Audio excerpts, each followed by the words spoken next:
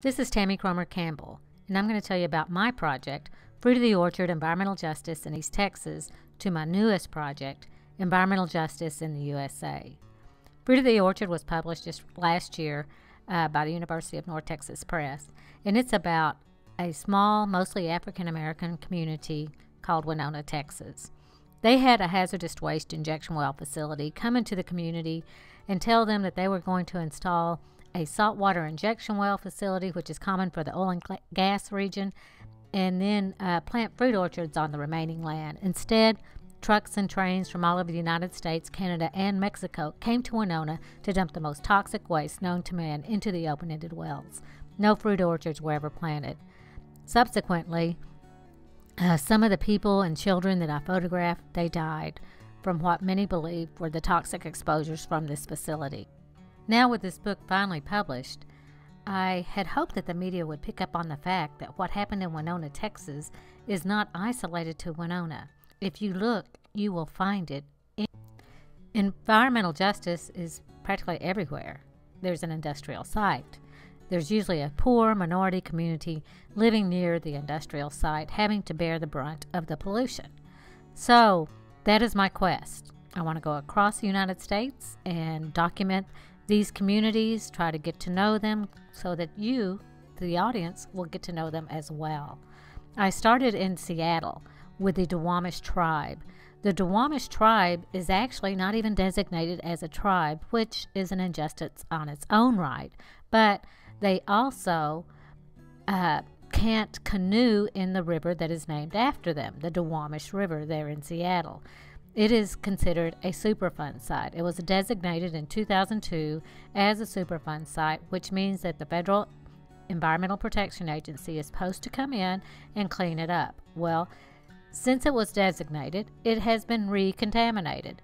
It is so contaminated they can't even walk on the shorelines because the soil is contaminated as well. So this canoeing tribe cannot canoe in their river, so that's a major injustice. There is also the community of DeBerry, Texas, which is slightly southeast of here in Longview, Texas. It is real close to the Louisiana border. And Reverend David Hudson had moved back to DeBerry, Texas on his family's land to retire there. And once he got there, he realized the water was undrinkable because of injection well facilities. You know, can't get away from these injection wells. This is a oil and gas injection well, and it contaminated their groundwater, and which is their well water.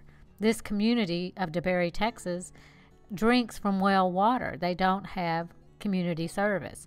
So Reverend Hudson has been working tirelessly at trying to get this community hooked up with the city's water. And it's been an uphill battle. He has gotten a lot of press, which I really commend him for that. But he's struggling. There's also people in New Orleans that are struggling. I've gone down to the Houston Ship Channel just recently and photographed the communities that live right underneath the refineries. I was fortunate enough to be with CLEAN, an organization out of Houston, Citizens League for Environmental Action Now. They were doing canvassing in the area for an upcoming EPA hearing that was held last month in Houston. The only one of its kind. For this project, I plan to document other communities across the United States. Adam, tell us about Florian Schultz's work. Florian's work has been a absolute unique idea, which is to integrate at a multinational level open spaces in the sense of national parks, and create corridors for migrations for animals, and permit also the integration of human use, but at a level that's not destructive or that would interrupt the migratory patterns of the various species in this particular area, which is Yellowstone to Yukon, up from Wyoming and Montana area up through the north towards the upper reaches of Yukon, almost south to Alaska. But his work is now a book as well, and has been traveling throughout the United States, beginning here in Seattle at the Burke Museum, and will travel for the next 3 years throughout various natural history museums. And his work employs just really brilliant color and unique perspective on some open spaces, and then that also educates a little bit further the idea of integration and what it means to have freeway overpasses or underpasses for animal migrations and permit the use of things that we need as humans to get around. So our collective need to feel the world and not just see it. Perry is a truck farmer, truck harvest, and it's the name of the project. And his work is more about the disappearance of, I guess I won't call it, your average farmer, but the small farmer, the farmers, independent farmers who typically own less than 40 acres of land or so, and how they subside and how they survive and work with the land, and how that whole culture is disappearing, and just really gorgeous black and white work. We have Camille, Seaman, and Rebecca Norris Webb on the phone call with me. And so, Camille, could you tell me a little bit more about your approach to photographing the icebergs? They look so much like their portraits. Yes, I started out in the Arctic in 2003 and got hooked. I decided as a thank you present to the mother-in-law that we would take her to Antarctica because she took us to the Arctic. And when I got down there, after 2 days of misery crossing the Drake Passage on rough seas, I saw my first iceberg, and it was just amazing.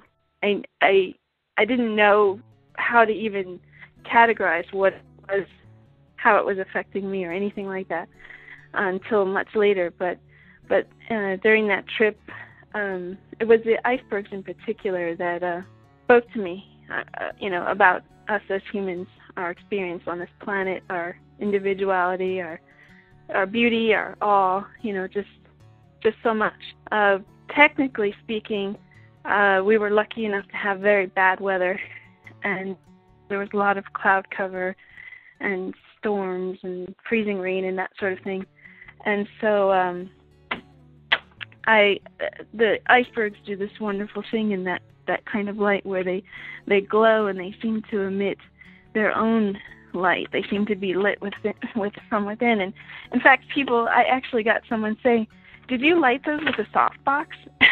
And I was like, I thought that was really funny because some of these are like the size of Manhattan.